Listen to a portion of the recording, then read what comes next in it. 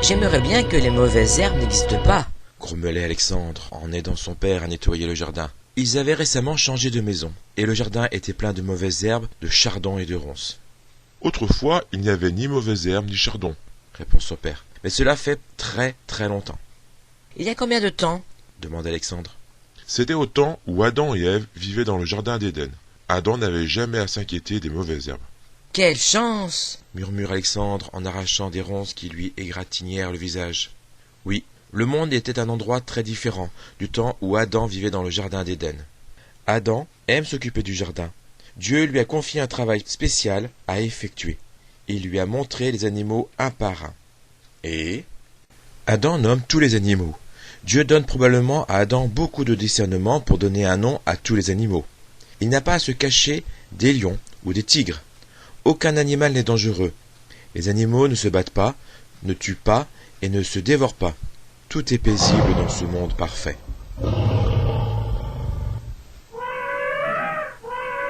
Mais Adam est seul. Il ne peut pas vraiment avoir des amis proches parmi les animaux. Il est différent. Pouvez-vous vous rappeler en quoi il est différent? Dieu sait qu'il n'est pas bon pour Adam de rester seul, et il a un plan pour satisfaire ce besoin aussi. Dieu plonge Adam dans un profond sommeil. Pendant qu'Adam dort, devinez ce que fait Dieu. Il prend une de ses côtes et referme ensuite l'endroit d'où il l'a prise. Mais que va-t-il donc faire avec cette côte? Il fait quelque chose de merveilleux que lui seul peut faire.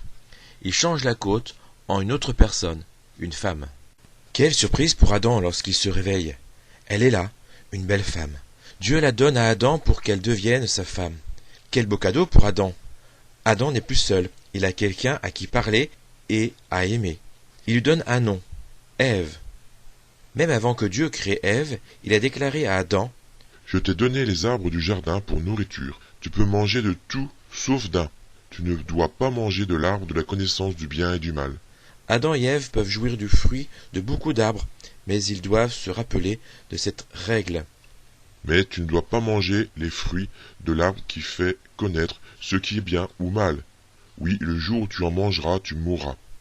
Dieu les a créés, et il sait ce qui est le mieux pour eux. Il a parfaitement le droit de commander à Adam et Ève ce qu'ils doivent faire et ne pas faire. Il en est de même pour toi et moi. Dieu est notre Créateur et notre Maître. Il nous a commandé ce qu'il faut faire et ne pas faire. Peux-tu me citer certaines des choses que Dieu nous a commandé de faire? Oui, aimer Dieu de tout notre cœur.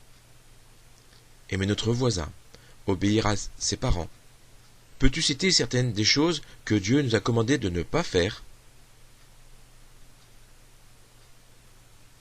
Oui, ne pas convoiter, ne pas voler, ne pas dire des mensonges.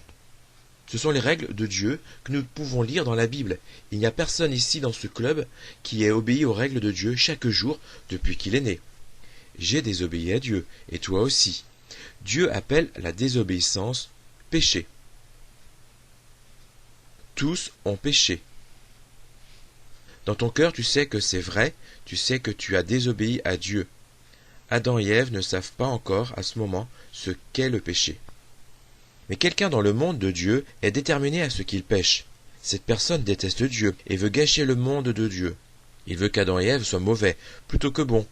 Cette personne est Satan, le grand ennemi de Dieu. Autrefois il a été un ange dans le ciel, mais il n'est pas resté pur et bon. Il s'est rebellé contre Dieu, et Dieu l'a chassé du ciel en guise de punition. Il est un ennemi puissant. Mais il n'est pas aussi puissant que Dieu. Satan, nous l'appelons aussi le diable, sait que s'il arrive à faire désobéir Adam et Ève à Dieu, ils ne pourront plus vivre avec Dieu, eux non plus. C'est ce que souhaite Satan. Aussi se prépare-t-il à les tromper, pour qu'ils désobéissent à leur Créateur et Maître. Il a un plan très rusé. Il utilise un des plus beaux animaux, le serpent, pour parler à Ève alors qu'elle marche parmi les arbres du jardin. Dieu a-t-il vraiment dit « Vous ne mangerez pas de tous les arbres du jardin ?» demande le serpent. Est-ce que Dieu a dit cela? Non. Satan essaie de tromper Ève en lui faisant croire que Dieu ne leur permet de ne manger du fruit de pratiquement aucun arbre. Mais Dieu leur a permis de manger du fruit de tous les arbres, sauf d'un. Il a été très généreux et bon avec eux. Nous pouvons manger du fruit de tous les arbres du jardin, sauf du fruit de l'arbre au milieu du jardin. Dieu a dit, tu n'en mangeras pas et tu n'y toucheras pas, ou sinon tu mourras. Répond Ève. Satan, en se servant du serpent, veut que Ève remette en question ce que Dieu a dit.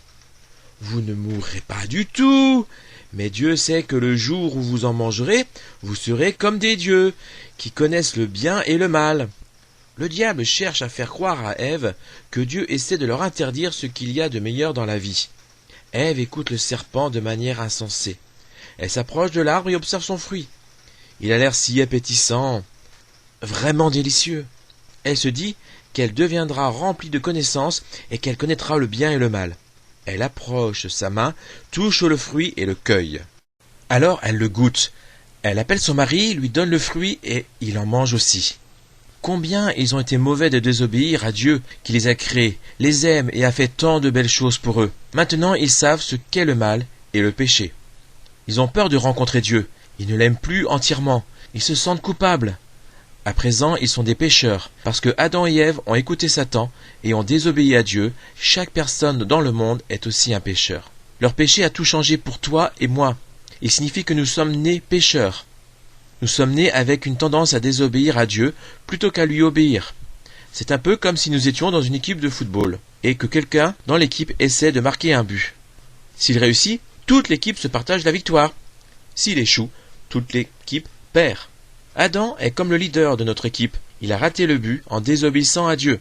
Aussi avons-nous tous perdu. Nous sommes tous désobéissants et coupables parce que Adam l'a été. Le péché est entré dans le monde à cause d'un seul homme, Adam, et le péché a amené la mort. Alors la mort a touché tous les êtres humains parce que tous ont péché. Avec le péché d'Adam, un grand changement se produit dans le monde. Adam et Ève ont honte. Ils se rendent compte soudain qu'ils sont nus et cousent en vitesse des feuilles de figuier pour en faire des vêtements. Dieu les a prévenus qu'ils mourront s'ils désobéissent à son commandement. Est-ce que cela s'est produit? Leur corps ne meurt pas tout de suite, bien que cela arrivera des années plus tard. Mais à ce moment précis, Adam et Ève meurent d'une autre manière, d'une manière plus terrible. Avant de désobéir, ils connaissaient Dieu et l'aimaient d'une manière spéciale. Chaque soir, Dieu venait dans le jardin d'Éden et parlait avec eux. Ils attendaient toujours ces moments avec impatience. Mais à présent, ils ont peur de lui. Leur amitié avec Dieu a été détruite. La Bible appelle « mort » le fait d'être séparé de Dieu, et c'est ce qui se produit pour Adam et Ève. C'est ce qui arrive aussi à chacun de nous. La Bible affirme que tous meurent en Adam. Cela signifie que toi et moi sommes séparés de Dieu. Si tu continues sur le chemin du péché, tu ne vivras jamais avec Dieu, mais tu seras séparé de lui pour toujours. C'est la pire chose qui puisse arriver à quiconque. Comme il est triste que le péché soit entré dans le monde. Adam et Ève sont effrayés. Ils essaient de se cacher de Dieu, mais personne ne peut faire cela. Dieu sait exactement ce qui s'est passé et où il se trouve. Il vient leur parler. « Adam, où es-tu » demande-t-il. « J'ai entendu ta voix dans le jardin, et j'ai eu peur, parce que je suis nu et je me suis caché, » répond Adam. Alors Dieu demande, « Comment sais-tu que tu es nu? As-tu mangé du fruit de l'arbre dont je t'avais défendu de manger ?» Adam, qui est maintenant mauvais plutôt que bon, commence à accuser sa femme. Il répond, « La femme que tu m'as donné du fruit de l'arbre et j'en ai mangé. » Alors Dieu se tourne vers Ève. « Est-ce que tu as fait cela ?» Ève essaie d'accuser le serpent. « C'est le serpent qui m'a persuadé et j'ai cueilli le fruit. » Nous sommes comme cela, nous aussi, n'est-ce pas? Nous essayons d'accuser les autres de notre péché. Tu affirmes, « C'est ma sœur, c'est elle qui a commencé la dispute. » Ou, « Je ne vais pas jurer, je ne l'ai pas fait exprès. » Ou, « Je n'ai pas vraiment menti, je faisais juste semblant. » Dieu sait qui est fautif.